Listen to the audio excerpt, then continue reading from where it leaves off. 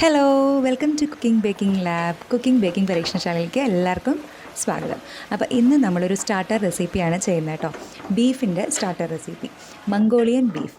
അപ്പോൾ വളരെ കുറച്ച് ഇൻഗ്രീഡിയൻസേ ഉള്ളൂ, പെട്ടെന്ന് തന്നെ ഉണ്ടാക്കിയെടുക്കാൻ പറ്റും. അധികം ബുദ്ധിമുട്ടുകളൊന്നും ഇല്ലാത്ത ഒരു ബീഫിൻ്റെ സ്റ്റാർട്ടർ റെസിപ്പിയാണ്. കുറച്ച് മധുരവും എരിവും ഒക്കെ ഉള്ള ഒരു, കൂടുതൽ മധുരവും ഉണ്ട് എരിവും ഉണ്ട്, അങ്ങനത്തെ ഒരു ബീഫിൻ്റെ റെസിപ്പിയാണ് കേട്ടോ. അപ്പോൾ അധികം വൈകിക്കുള്ള വീഡിയോ ഇഷ്ടപ്പെടുകയാണെങ്കിൽ ചാനൽ ഒന്ന് സബ്സ്ക്രൈബ് ചെയ്യുകയും ലൈക്ക് ചെയ്യുകയും ചെയ്യാം കേട്ടോ. അപ്പോൾ ലെറ്റ്സ് സ്റ്റാർട്ട് കുക്കിംഗ്.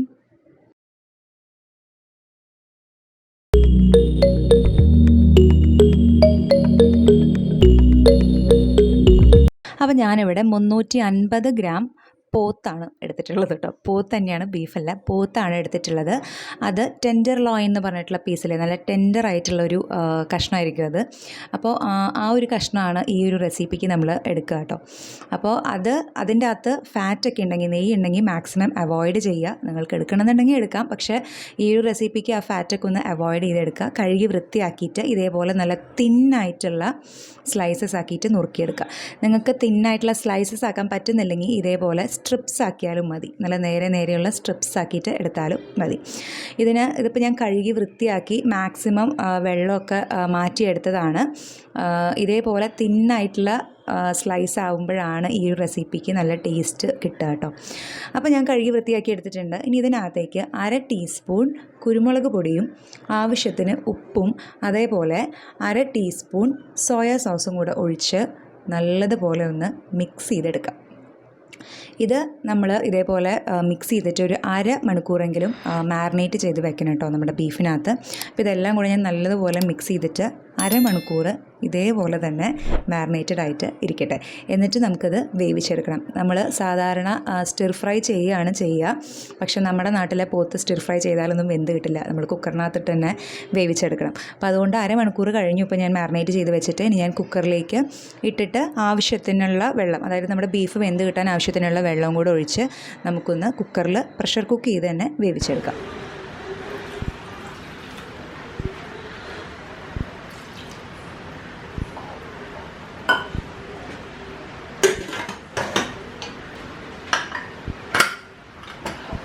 അപ്പോൾ ഞാൻ പ്രഷർ കുക്ക് ചെയ്യാൻ വെച്ചിട്ടുണ്ട്. ഇനി നമുക്കൊരു സോസ് ഉണ്ടാക്കണം. സോസ് ഉണ്ടാക്കല്ല, സോസ് മിക്സ് ചെയ്യണം. അപ്പോൾ അതിന് വേണ്ടിയിട്ട് ഒരു ബൗളിലേക്ക് 1/4 കപ്പ് സോയ സോസ്, അതേ കപ്പിൽ തന്നെ 1/4 കപ്പ് വെള്ളം, അത് അതേ കപ്പിൽ തന്നെ എടുത്തുകൊണ്ടാട്ടോ വെള്ളത്തിന് ഈ കളറ്. ഇനി 1 ടീസ്പൂൺ വിനാഗിരി, അതേപോലെ ബ്രൗൺ ഷുഗർ 3 ടേബിൾ സ്പൂൺ. ഞാൻ പറഞ്ഞില്ല കുറച്ച് മധുരമുള്ളൊരു റെസിപ്പിയാണെന്ന് ബീഫിൻ്റെ, അപ്പോൾ അതുകൊണ്ട് ബ്രൗൺ ഷുഗർ ഒരു 3 ടേബിൾ സ്പൂൺ വേണം കേട്ടോ ഇതിനകത്തേക്ക്. ഇനി ഇതെല്ലാം കൂടിയിട്ട് നല്ലതുപോലെ ഒന്ന് മിക്സ് ചെയ്ത് ഇത് മാറ്റി വയ്ക്കാം. നമ്മുടെ ഈ ഒരു മിക്സ്ചർ നമുക്ക് വേണം നമുക്കിനി ഉണ്ടാക്കുന്ന സമയത്ത് കേട്ടോ. ഇതെല്ലാം കൂടിയിട്ട് മിക്സ് ചെയ്തിട്ട് നമുക്കൊന്ന് മാറ്റി വയ്ക്കാം. അപ്പോൾ വീഡിയോ ഇഷ്ടപ്പെടുകയാണെങ്കിൽ ചാനൽ ഒന്ന് സബ്സ്ക്രൈബ് ചെയ്യുക, അതേപോലെ ലൈക്ക് ബട്ടണും കൂടെ ഒന്ന് പ്രസ് ചെയ്ത് കൊടുക്കുക കേട്ടോ, ഒന്ന് ലൈക്ക് ചെയ്ത് കൊടുക്കുക.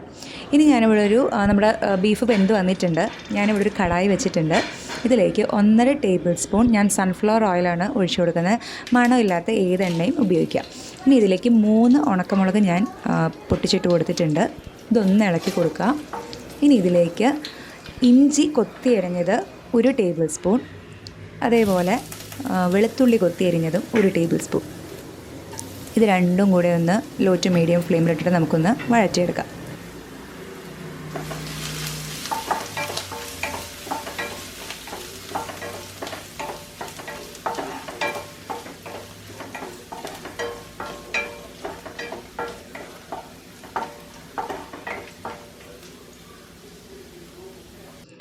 വഴറ്റിയെടുത്തിട്ട് നമ്മൾ നേരത്തെ പ്രിപ്പയർ ചെയ്ത് വെച്ചിരിക്കുന്ന നമ്മുടെ സോയ സോസും വെള്ളമൊക്കെ ഉണ്ടല്ലോ, അത് ഇതിലേക്ക് ഒഴിച്ചു കൊടുക്കുക.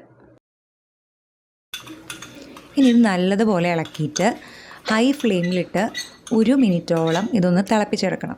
അതായത് ഹൈ ഫ്ലെയിമിലിട്ടിട്ട് ഒന്ന് തിളപ്പിക്കുക, എന്നിട്ട് 1 മിനിറ്റ് അതങ്ങനെ തിളയ്ക്കണം കേട്ടോ.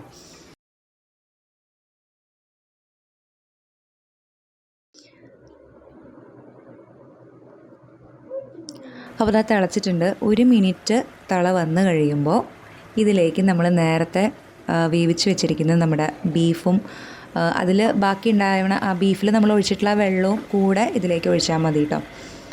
അപ്പോൾ ഇത്രയേ ഉള്ളൂ നമ്മുടെ ബീഫിൻ്റെ ഈ സ്റ്റാർട്ടർ റെസിപ്പി ഏകദേശം റെഡിയായി.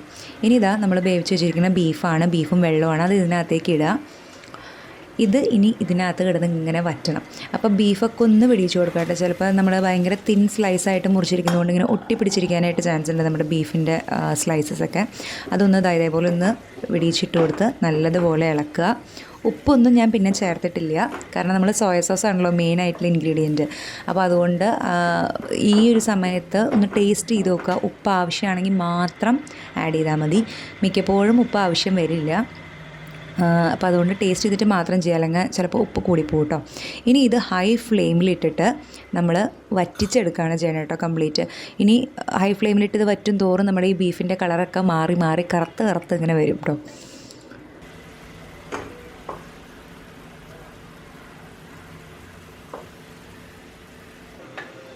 അപ്പോൾ അതാ ഏകദേശം കുറച്ച് വറ്റി തുടങ്ങി നമ്മുടെ, ഏകദേശം ഒരു 5 മിനിറ്റ് ഹൈ ഫ്ലെയിമിലിട്ടിട്ട് എന്താ പറയുക ഇതേപോലെ വറ്റിച്ചെടുക്കണം കേട്ടോ. ബീഫിൻ്റെ കളർ കുറേശ്ശെ മാറി തുടങ്ങി കണ്ടില്ലേ. ഇനി ഇതേപോലെ കുറച്ചും കൂടെ ഡ്രൈ ആയി. അപ്പോൾ ഏകദേശം ഒരു 1/4 ഭാഗം ഇതേപോലെ വറ്റി കഴിയുമ്പോൾ ഇനി ഇതിലേക്ക് നമ്മുടെ സ്പ്രിംഗ് അണിയൻ ഉണ്ടല്ലോ, സ്പ്രിംഗ് അണിയൻ്റെ വെള്ള ഭാഗം, അതായത് ഉള്ളി, സ്പ്രിംഗ് അണിയൻ മുളപ്പിച്ച ആ ഉള്ളി ഇതിലേക്ക് ഈ ഒരു സമയത്ത് ഇട്ട് കൊടുക്കുക. ഞാനൊരു 3 ടേബിൾ സ്പൂൺ അരിഞ്ഞ ആ ഒരു സ്പ്രിംഗ് അണിയൻ്റെ വെള്ള ഭാഗമാണ് ഇട്ട് കൊടുക്കുന്നത്. നിങ്ങൾക്കിപ്പോൾ സ്പ്രിംഗ് അണിയൻ്റെ ആ വെളുത്ത ഭാഗം എപ്പോഴും കിട്ടിക്കൊള്ളണമെന്നില്ല. അതില്ല എന്നുണ്ടെങ്കിൽ നമ്മൾ ഈ മംഗോളിയൻ ബീഫ് സെർവ് ചെയ്യുന്ന സമയത്ത് സബോള ചെറുതായിട്ട് അതിൻ്റെ മുകളിലൊന്ന് അരിഞ്ഞിട്ട് കൊടുത്താൽ മതി. ഒരിക്കലും സബോള ഇട്ട് വഴറ്റരുത്, കാരണം ഓൾറെഡി ഇത് നല്ല മധുരമുള്ളൊരു അത്യാവശ്യം മധുരമുള്ളൊരു സ്റ്റാർട്ടർ റെസിപ്പിയാണ് ബീഫിൻ്റെ. അപ്പോൾ സബോളയും കൂടി ഇട്ട് വഴറ്റി കഴിഞ്ഞാൽ അതിനൊരു മധുരിപ്പാണല്ലോ. അപ്പോൾ അതുകൊണ്ട് ഈ ലാസ്റ്റ് മാത്രമേ ഈ ഉള്ളി ചേർക്കാവുള്ളൂ. അപ്പോൾ അതിങ്ങനെ കടിക്കാൻ കിട്ടുമ്പോൾ ഒരു ടേസ്റ്റാണ് കേട്ടോ. ഇനി അതും അത്യാവശ്യം വറ്റി വന്നു കഴിയുമ്പോൾ ഏറ്റവും മുകളിൽ നല്ലോണം സ്പ്രിംഗ് അണിയൻ ചേർക്കുക. വേറൊരു സ്പെഷ്യൽ ഇൻഗ്രീഡിയൻ്റ് ആണ് കേട്ടോ, മെയിൻ ഇൻഗ്രീഡിയൻ്റ് ആണ് ഇതിൻ്റെ അകത്ത്. അപ്പോൾ സ്പ്രിംഗ് അണിയനും നല്ലോണം ചേർത്ത് ഇളക്കി കഴിഞ്ഞാൽ ഇനി നമ്മൾക്ക് ആഡ് ചെയ്ത് കൊടുക്കേണ്ടത് 1 ടീസ്പൂൺ നമ്മുടെ ചതച്ച മുളകുണ്ടല്ലോ, ചില്ലി ഫ്ലേക്സ്, അതും കൂടെ ചേർത്ത് ഇളക്കി കഴിഞ്ഞാൽ നമുക്ക് നമ്മുടെ ഫ്ലെയിം ഓഫാക്കി നമ്മുടെ മംഗോളിയൻ ബീഫ് റെഡിയായി. ഇത്രയേ ഉള്ളൂ, ഉണ്ടാക്കാനായിട്ട് വളരെ എളുപ്പമാണ്. കുറച്ച് ഇൻഗ്രീഡിയൻസേ ഉള്ളൂ. നല്ല സ്വീറ്റ് ആൻഡ് സ്പൈസി ആയിട്ടുള്ള ഒരു ബീഫിൻ്റെ സ്റ്റാർട്ടർ റെസിപ്പിയാണ് കേട്ടോ. അപ്പോൾ ഞാൻ ഫ്ലെയിം ഓഫാക്കുകയാണ്. ഞാൻ എന്താ നമ്മുടെ സെർവിങ് ഡിഷിലേക്ക് മാറ്റുകയാണ്. മുകളിൽ സ്പ്രിംഗ് അണിയൻ ഒന്ന് ഗാർണിഷ് ചെയ്ത് കൊടുത്തിട്ടുണ്ട്. നല്ല ടേസ്റ്റി ആയിട്ടുള്ള ഒത്തിരി ഡിഫറെൻ്റ് ആയിട്ടുള്ളൊരു ബീഫിൻ്റെ സ്റ്റാർട്ടർ റെസിപ്പിയാണ്. എല്ലാവരും ഒന്ന് ട്രൈ ചെയ്ത് നോക്കുക കേട്ടോ. എന്നിട്ട് നിങ്ങളുടെ അഭിപ്രായമൊക്കെ ഒന്ന് കമൻറ്റായിട്ട് പറയുക. വീഡിയോ ഇഷ്ടപ്പെടുകയാണെങ്കിൽ ചാനൽ ഒന്ന് സബ്സ്ക്രൈബ് ചെയ്യുക. അടുത്ത വീഡിയോ ആയിട്ട് വരണവരെ ബൈ.